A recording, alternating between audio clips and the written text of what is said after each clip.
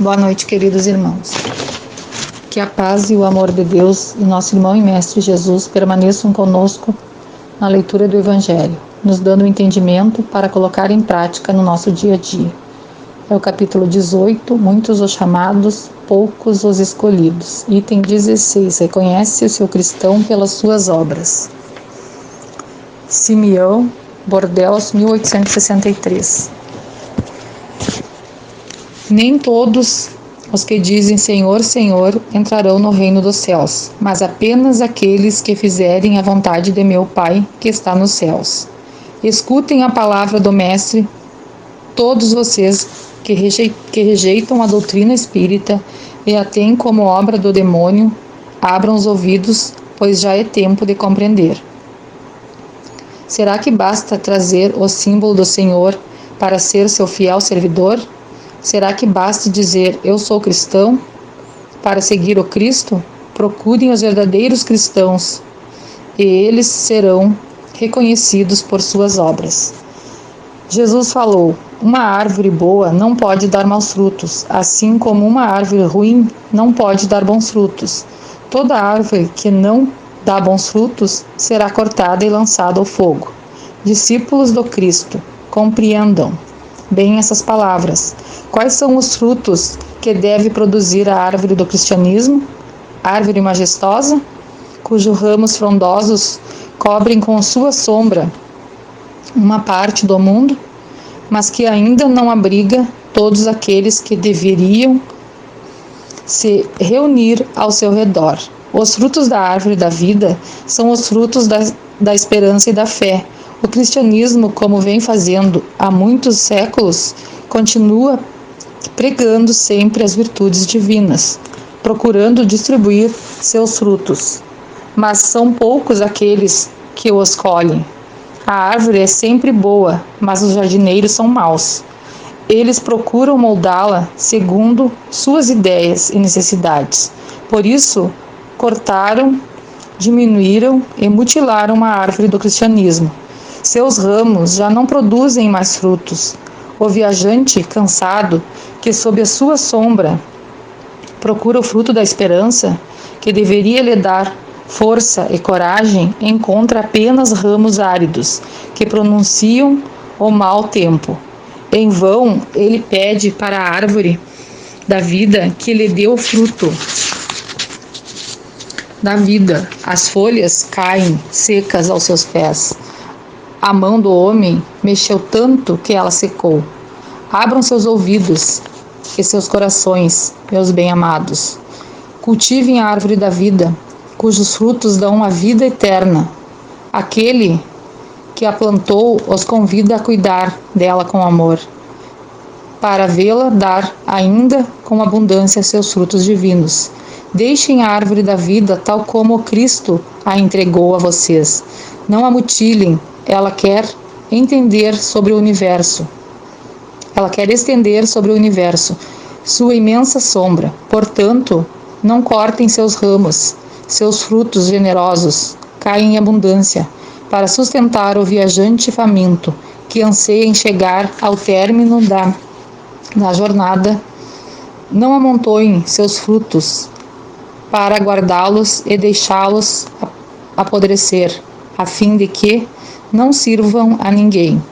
Se muitos são os chamados e poucos os escolhidos, é porque existem os monopolizadores do pão da vida, como existem os monopolizadores do pão material. Não estejam entre eles, pois a árvore que produz bons frutos deve distribuí-lo para todos. Procurem aqueles que estão famintos e os tragam para a sombra da árvore, dividindo com eles o abrigo que ela oferece. Não se colhem uvas dos espinheiros. Meus irmãos, afastem-se daqueles que os chamam somente para mostrar o lado ruim das coisas, e sigam aqueles que irão conduzi-los à sombra da árvore da vida. Jesus disse, e suas palavras não passarão. Nem todos aqueles que me dizem Senhor, Senhor, entrarão no reino dos céus, mas só aqueles que fizerem a vontade de meu Pai que está nos céus. Que o Senhor de bênçãos os abençoe, que o Deus de luz os ilumine que a árvore da vida lhes ofereça seus frutos com abundância. Creio e orem. Comentários. Número 1. Roupa nupcial. Naquela época, quando alguém recebia o rei o convite para um banquete de núpcias, recebia junto uma roupa que era uma espécie de túnica, e seu uso era obrigatório na festa. Entrar sem vestir os trajes que o rei oferecia era uma grande ofensa, uma demonstração de desprezo para quem fez o convite, e um desrespeito ao sentido da roupa nupcial. Nessa parábola é o de que não basta ser convidado, é preciso estar preparado, ou seja, fazer boas obras, ajudar o próximo, possuir amor, pureza, humildade, bondade e todas as qualidades necessárias para entrar no reino dos céus. Trevas exteriores. O termo ser lançado nas trevas exteriores significa ir para um lugar ruim, onde não existe o bem. Provavelmente Jesus referia-se ao umbral, mas naquela época essa palavra não era utilizada, uma vez que o conhecimento sobre esse assunto veio bem mais tarde. Pranto e ranger de dentes significa o extremo sofrimento, o remorso daqueles que não reformam sua conduta, que não se empenharam em vencer seus vícios e defeitos, substituindo-os por virtudes. Terão encarnações dolorosas, onde passarão pela dor da expiação. 2. Hebreus. Era o nome primitivo do povo judaico. 13. Parábola é a narração de uma história figurada, simbólica, sob a qual se escondem ensinamentos importantes, geralmente de cunho moral e que devem ser seguidos. No 14, aqueles que têm receberão ainda mais. Jesus refere-se ao conhecimento espiritual, pois aquele que possui conhecimento dos bens espirituais, mais conhecimento lhe será dado, porque ele já está pronto para receber, e ele ficará na abundância. Entretanto, aquele que não desenvolve os bens espirituais, o pouco progresso que possui fica estacionado, e ele tem a sensação de perda. Irmãos, falando um pouquinho para vocês do meu entendimento, eu penso que em relação à árvore da vida, que na passagem fala, seria um recado que quem tem uma planta em casa sabe o cuidado que temos que ter com ela, aguar, colocar nutrientes, ou seja, será que estamos fazendo isso no nosso dia a dia? Por exemplo, no teu lar, com a tua família, no teu casamento, está dando atenção para aquela pessoa que está sempre contigo? Ou já caiu na rotina? Será que abraça o suficiente, dá atenção? Dar um bom dia sorrindo, olhando nos olhos de uma pessoa, mesmo que às vezes a gente não esteja tão feliz quanto gostaria. Mas é nesse momento que procuramos ser feliz para o outro, para automaticamente vir para nós também. Que aquilo que a gente passa, a gente recebe.